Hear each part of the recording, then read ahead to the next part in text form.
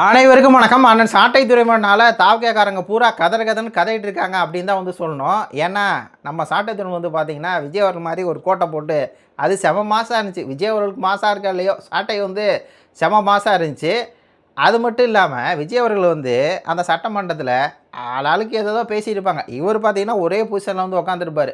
ஒன்று இப்படி மேலே பார்ப்பார், அப்படி இல்லையா இப்படி சைடில் பார்ப்பார், அப்படி இல்லையா இப்படி பார்ப்பார். அப்படி யாராவது ரொம்ப வந்து இவர் சந்தோஷப்படுற மாதிரி இவரை புகழ்ந்து பேசிட்டா அப்படிம்பாரு. இதுதான் அவர் வந்து சட்டமன்றத்தில் பண்ணிகிட்டு இருக்கார் விஜய் அவர்கள். அது சாட்டை என்ன பண்ணுறாரு, அதை இமிட்டேட் பண்ணுறாரு. அது மாதிரியே வந்து இவர் பண்ணிக்காம அதே மாதிரி கோடு சூட்டு போட்டு எல்லாம் பண்ணிக்காம இதை வந்து பார்த்தீங்கன்னா தாவக்காரங்க ஃபுல்லாக ஒரே டென்ஷன் ஆகிட்டாங்க.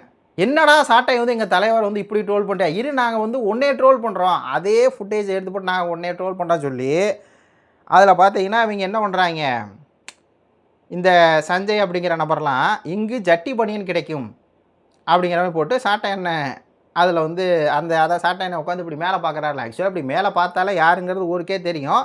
அதை போட்டு எண்ணெய் இடையில ஒருத்தன் ஜட்டியோடு வரலாம் அப்படின்ட்டு ட்ரோல் பண்ணுறாங்க. அதே மாதிரி மென்டல் ஹாஸ்பிட்டலில் அண்ணன் சீமான் பேசியிருக்காரு, சாட்டை வந்து இப்படி மேலே பார்க்குறப்ப. ஆக்சுவலாக இப்படி மேலே பார்த்து இருந்தாலே யாருங்கிறது தெரியும் அப்படின்னா அந்த மென்டல் ஹாஸ்பிட்டல் ட்ரோல்லாம் வந்து யாரை பண்ணுறாங்க அப்படிங்கிறத பார்த்துங்க. அதே மாதிரி எக்ஸாம் ஹாலில் இப்படி மேலே பார்க்குறாங்க, மேலே பார்த்த மாதிரி இறைச்சி ஆமை இறைச்சி அதே மாதிரி பார்த்திங்கன்னா வடகம் காய போட்டுக்கிட்டு இப்படி மேலே பார்க்குற மாதிரி. அப்புறம் என்னை பிளாக் பண்ணிட்டாங்க இப்படி அப்படின்ட்டு. என்னென்னா இவங்கெல்லாம் சாட்டையை ட்ரோல் பண்ணான்னு நினச்சிருக்காங்க. ஆக்சுவலாக சாட்டையை ட்ரோல் பண்ணல. ஆக்சுவலாக அவங்களாம் சாட்டை என்னென்ன வந்து இந்த மாதிரி அவர் இறைச்சி கடையில் இருக்க மாதிரி, மெண்டல் ஹாஸ்பிட்டலில் இருக்க மாதிரி, சட்டி கடையில் வந்து இருக்க மாதிரி பண்ணுறது பூரா அவங்க தலைவர் விஜய் தான் அப்படிங்கிறத நம்ம சொல்ல தேவையில்லை, பார்க்குற எல்லாத்துக்குமே தெரியும். அதில் தான் ஒருத்தர் மாண்புமிகு வாழம் தான் போட்டிருக்காரு, என்ன சாட்டையை கிண்டல் பண்ணாத நினச்சிட்டு விஜய் அண்ணாவை கிண்டல் பண்ணிருக்கானுங்க அப்படின்னு சொல்லி. இப்படி மேலே பார்த்தா, இப்படி சைடில் பார்த்தா, இப்படி பார்த்தா, அப்படி உம்முனே உட்காந்துருந்தா எந்த ரியாக்ஷனும் இல்லாமல் இப்படி எவ்வளோண்ணா ஒருத்தர் 3 மணி நேரம் உட்கார முடியுமான்னா அது உங்கள் தலைவர் விஜயால் தான் உட்கார முடியும். அவ்வளோதான். அவர் நீங்கள் ட்ரோல் பண்ணுறது பார்த்தீங்கன்னா உங்களாலாம் உங்கள் விஜயை தான் ட்ரோல் பண்ணுறீங்க அப்படிங்கிற மாதிரி தான் இருக்குது. என்னென்னா சாட்டை அவர்கள் அந்த கோட்டு சூட் போட்டு பண்ண சம்பவம் பெருத்த சம்பவமாச்சு. தாவக்காரங்க பூரா கதறாங்க, அடே சாட்டை. இடையில கூட நெல்சன் அப்படிங்கிற அந்த திமுக சேர்ந்து பத்திரிகையாளர் ஒரு ரைட்டப் வந்து எழுதியிருந்தார். தாவக்கார் ஒருத்தரை வந்து அவர் யதார்த்தமாக பார்த்துருக்காரு. அப்போது என்ன அப்படின்னு பேசிகிட்டு இருக்கும்போதே வந்து சாட்டையால் தான் எங்களுக்கு பிரச்சனை, உதயநிதி கைது கூட எங்களுக்கு ஒன்றும் இல்லை, சாட்டை கைது ஒன்றும் அப்படிங்கிற அளவுக்கு அவர் வந்து சொல்லியிருக்காருன்னு அவர் வந்து அந்த ரைட்டப்பில் வந்து எழுதியிருக்காரு. புரியுதுங்களா? தாவக்காரங்களில் சின்ன தற்குறி அணிலிருந்து பெரியவங்க வரையும், முதிர்ந்தவர்கள் வரையும் சாட்டை போட்டு இப்படி விஜய் அவர்களை இப்படி பேசுகிறாரே, தாவே காட்சியோடைய அம்பலப்படுத்துகிறாரே, தாவே காட்சியில் கொடுத்த வாக்குறுதியை நிறைவேற்றலை நீங்கள் அப்படின்னு சொல்லி கேள்வி கேட்குறாரு. எப்படி சாட்டை கேள்வி கேட்கலாம்? திமுகவை கேள்வி கேட்டாரா சாட்டை, எங்களை வந்து கேள்வி கேட்குறா அப்படிங்கிற மாதிரி அதை வந்து அப்படியே தான் ஒப்பிடுவாங்க. இவங்க பண்ணால் தப்பை வந்து இவங்க ஒத்துக்கவே மாட்டாங்க. 2500 கொடுக்குறேன்னு சொன்னீங்களே, ஏன் கொடுக்கணும் சாட்டை கேட்குற கேள்வி நியாயமான கேள்வி. ஆனால் அதை விட்டுருவாங்க. திமுகவை சாட்டை விமர்சிக்கிறாரா, எங்களை மட்டும் விமர்சிக்கிறாரு, திமுக விமர்சிக்க மாட்டாரு அப்படி பார்க்கும்போல திமுக காசு வாங்கி தான் சாட்டை போய் சாட்டையை கைது பண்ணு அப்படின்னு சொல்லி தான் இவங்க உட்காந்து கதறிட்டு இருக்காங்க. சாட்டையானா வலுவாக வந்து பண்ணியிருக்காரு. அடுத்து நம்ம அண்ணி சங்கீதா அவர்கள் என்ன பண்ணுறாங்கன்னா டைவர்ஸ் வழக்கு வந்து வித்ட்ரால் பண்ணிக்கிறாங்க, வாபஸ் வந்து பண்ணிக்கிறாங்க. இது பார்த்துட்டு எனக்கெல்லாம் ஃபஸ்ட்டு ஷாக்காக இருந்துச்சு. அதுக்கப்புறம் என்ன காரணத்தினால இவங்க வந்து டைவர்ஸ் வாங்கினாங்க அப்படிங்கிற அந்த பின்னணி தெரிஞ்சோடனே ஓகே அப்படிங்கிற மாதிரி தான் வந்து இருக்குது. என்னென்னா பிப்ரவரி மாதம் வந்து அடல்டட் ரிலேஷன்ஷிப் விஜய் அவர்களுக்கும் இன்னொரு நடிகைக்கு இருக்குது அப்படின்னு சொல்லி அவங்க ஒரு வழக்கு போடுறாங்க. உடனே தாவக்காரங்க பூரா தெரியுமே அவதூறை கையில் எடுத்துருவாங்களே, திமுக காரங்க தான் தேர்தல் சமயத்தில் சங்கீதா அவர்களை இந்த மாதிரிலாம் வழக்கு போட வச்சுருக்காங்க, விஜய் அவர்கள் நட்பேரை கெடுக்க பார்க்குறாங்க அப்படின்லாம் சொல்லி இவங்க அவதூறு பரப்புனாங்க. அப்போ நம்ம வந்து ஏண்டா ஒரு மனைவி வந்து அப்படியெல்லாம் அவங்க வந்து இது பண்ணுவாங்களா அப்படின்னு சொல்லி நம்ம சொல்லியிருந்தோம். அதை தொடர்ந்து பார்த்திங்கன்னா வழக்கு வந்து இந்த விசாரணைக்கு வந்துடும், அந்த விசாரணைக்கு வந்துடும்னு வரவே இல்லை. சங்கீதா அவர்கள் ப்ரெஸ் மீட் கொடுக்க போகிறாங்க அப்படி இப்படின்னு செய்தி வந்துச்சு. அது நடக்கிற மாதிரி இருந்துச்சு.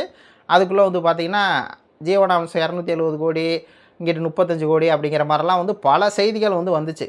ஆனால் எண்ட் ஆஃப் த டே இந்த சினாரி எப்படி முடிச்சு வைக்கப்பட்டிருக்கு அப்படின்னா அவங்க வந்து ஒரு சிம்பத்தி தேடிக்கிட்டாங்க தாவக கட்சிக்காரங்க. இந்த மாதிரி திமுக வந்து சங்கீதா அவர்களை வச்சு விஜய் வந்து இது பண்ண பார்க்க அந்த சிம்பதியை வந்து தேடிட்டாங்க. ஏன்னா பொதுமக்களுமே அப்படி தான் நினைக்கிறாங்க. இவ்வளோ நாளாக சங்கீதா அவர்கள் வந்து வாய்வு சொல்ல கொடுக்கல, ஆனால் இப்போ கொடுக்குறாங்க, அதில் ஏதோ உள்நோக்கம் இருக்குது அப்படின்னு இவங்கெல்லாம் பேசி அது சவுக்கு சங்கர் அப்புறம் ஊடகத்தில் இருக்கக்கூடிய பல புரோக்கர் வாடகை வாய்களை வச்சுக்கிட்டு பேசி அதையும் வந்து இது பண்ணி அப்படியே போயிட்டு இருந்துச்சு. இப்போ சங்கீதா என்ன பண்ணுறாங்கன்னா வழக்கை வந்து வாபஸ் பண்ணிட்டாங்க. அதோட பின்னணி என்ன அப்படின்னு சொல்லி நம்ம டேரெக்டாக சொல்ல முடியாது. ஆனால் என்ன அப்படின்னா இந்து திருமணம் சட்டம் இருக்கு இல்லையா, அதுபடி என்னென்னா ஒரு கணவனோ மனைவியோ இன்னொரு கல்யாணம் பண்ணணும் அப்படின்னா டைவர்ஸ் வந்து வாங்கியிருக்கணும். புரியுதுங்களா உங்களுக்கு? அப்படி டைவர்ஸ் வாங்காமல் இன்னொரு கல்யாணம் பண்ணுறாங்க அப்படின்னா கிட்டத்தட்ட வந்து 7 ஆண்டு சிறை அப்படிங்கிற மாதிரிலாம் இருக்குது. இப்போது சங்கீதா அவர்கள் என்ன முடிவு பண்ணுறாங்கன்னா, விஜய் அவர்களோட நம்ம வாழ்வோம். அப்படி வாழலை அப்படின்னா நான் ஒரு விஜய் அவர்கள் மனைவிங்கிற ஸ்டேட்டஸோடய நம்ம வந்து இது பண்ணிக்குவோம் அப்படிங்கிற மாதிரி அவங்க வந்து முடிவு பண்ணிட்டாங்க. உங்களுக்கு வந்து இதுக்கு மேலே டீட்டெயிலாக நான் சொல்ல முடியாது. ஆனால் அவங்க என்ன முடிவு பண்ணுறாங்க, சரி ரைட்டு, நம்ம இதுக்கு முன்னாடி வந்து பல கஷ்டங்களை அனுபவித்தோம், இதுக்கப்புறம் பல கஷ்டங்களை அனுபவிக்க தான் போகிறோம், அதில் ஒரு கஷ்டமாக நம்ம வந்து இருந்துக்கலாம் அப்படிங்கிற மாதிரி இது பண்ணிட்டாங்க. ஜெய்சன் சஞ்சய் குறிப்பாக அவர் சமீபத்தில் கொடுத்த பேட்டியில் அது செட்டிங் பேட்டி மாதிரி தான் நம்மளுக்கு வந்து இருந்துச்சு. அந்த டிடி வந்து கேட்குறாங்க, உங்கள் முழு பேர் என்ன? ஜெய்சன் சஞ்சய். அப்போது அந்த ஜெய்சன்கிற பேரை நீங்கள் யூஸ் பண்ண மாட்டீங்களே அதிகமாக, சஞ்சய் தானே யூஸ் பண்ணுறீங்க. ஜெய்சன் அப்படிங்கிற பேரில் ஒரு ஹாலிவுட் நடிகர் இருக்காரே தெரியுமா அப்படின்னு கேட்குறாங்க. தெரியும் அப்படின்னு அவர் ஜெய்சன் சொன்னோடனே, அந்த ஜெய்சன் தமிழ்நாட்டில் இருக்க ஒரு நடிகரை கூட நடிக்கணும் அப்படின்னு சொல்லி ஆசைப்பட்டு உங்களிடம், நீங்கள் ஒரு டேரக்டர் ஆக்கிங்க, நீங்கள் பெருசாக வளர்ந்து வந்து உங்கள்கிட்ட கேட்டால் எந்த நடிகரோட ஜெய்சனை வச்சு நீங்கள் இது பண்ணுவீங்க அப்படின்னோடனே எங்கள் அப்பா விஜய். புரியுதுங்களா? எல்லாமே வந்து ஒரு செட்டப்பாகவே வந்து இருக்கும். அப்பா அப்படின்னு சொல்லிட்டாரு பாருங்க அப்படின்னு நீங்கள் வந்து ஏட்டா தகப்பனை அப்பா தான்டா சொல்ல முடியும், வேற எப்பறம் சொல்ல முடியும் அப்படிங்கிற மாதிரி தான் இருக்குது. அப்போது எல்லாமே வந்து ஒரு சிங்க் பாயிண்டில் வந்து ஒன்றா சேர்றாங்க. ஒருவேளை குடும்பமே ஒன்று சேர்ந்துட்டாங்க அப்படின்னா ரொம்ப நான் சந்தோஷப்படுற ஆள் நான் தான். ஒருவேளை விஜய் அவர்களுக்கும் அண்ணி சங்கீதா அவர்களுக்கும் என்ன பிரச்சனை அப்படிங்கிறது தெரியும். அப்படியெல்லாம் இல்லைப்பா, எனக்கெல்லாம் அதெல்லாம் இல்லை. எனக்கு என் மனைவி சங்கீதா இருந்தாலும் சரி, விஜய் அவர்களும் எனக்கெல்லாம் வந்து விஜய் அவர்களுடைய இதுதான் முக்கியம். அவர் வந்து ஒரு வரலாற்று சிறப்புமிக்க ஒரு வெற்றியை வந்து பெற்றிருக்காரு. அப்போ நான் வந்து விஜய் அவர்களோட வாழணும் அப்படின்னு நினச்சேன். அவங்க வந்து ரெடி இது பண்ணால் கூட நம்மளுக்கு அதில் சந்தோஷம் தான். அந்த குடும்பத்தை பிரிக்கணும் அப்படிங்கிற எண்ணம் நம்மளுக்கு கிடையாது. ஆனால் சீமான் அவர்களை விஜயலட்சுமி விஷயத்தை வச்சு இந்த தாவேக்கா தற்குறிகள் வந்து கண்ட அவதூறு வந்து பரப்பாங்க. அதெல்லாம் நம்மள்ட்ட வந்து அவங்க கற்றுக்கணும். நம்ம எப்போயுமே நியாயத்து பக்கம் நீதிக்கு பக்கம் தான் வந்து நிற்போம். அப்படி பார்க்கக்குள்ள சங்கீதா அவர்கள் எடுத்த முடிவு 100% சரி. 2 பேரும் சேர்ந்து வாழணும் அப்படின்னு சொல்லி இறைவனை நான் வந்து வேண்டிக்கிறேன் அப்படின்னு சொல்லிட்டு அடுத்த சப்ஜெக்டுக்குள்ளே வந்து நம்ம பாரிசாலன் அப்படின்னாலே ஒரு வன்மவாதி கருணா அப்படிங்கிறது தெரியும். அந்த கருணா அடுத்து ஒரு பொய்யை வந்து சொல்லி வச்சுருக்குது. ஆனால் சீமான் எந்த இடத்துலையும் எனக்கப்புறம் என்னுடைய மகன் வருவார் அரசியலுக்கு, நாம் தமிழர் கட்சி தலைமைக்குன்னு சொல்லவே இல்லை. ஆனால் இவர் என்ன சொல்கிறாருன்னு பாருங்கள்.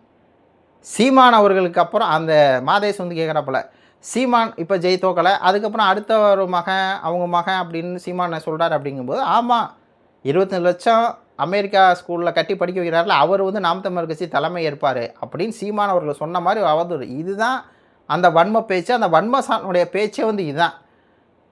அண்ணன் சீமான் தெளிவாக சொல்கிறாரு, நான் வந்து நிற்கிறேன், நான் வந்து தோற்று போயிட்டேனா கூட எனக்கப்புறம் என்னோடய மகள்னு பக்கத்தில் இருக்க நாம் தமிழர் கட்சியில் இருக்கக்கூடிய ஒரு பெண்ணை காமிக்கிறார். அல்லன்னா என்னுடைய மகள் வருவான், மயன் வருவான் அப்படின்னு அவர் என்ன சொல்கிறாருன்னா, மயன் மகள்ங்கிறத எல்லாத்தையுமே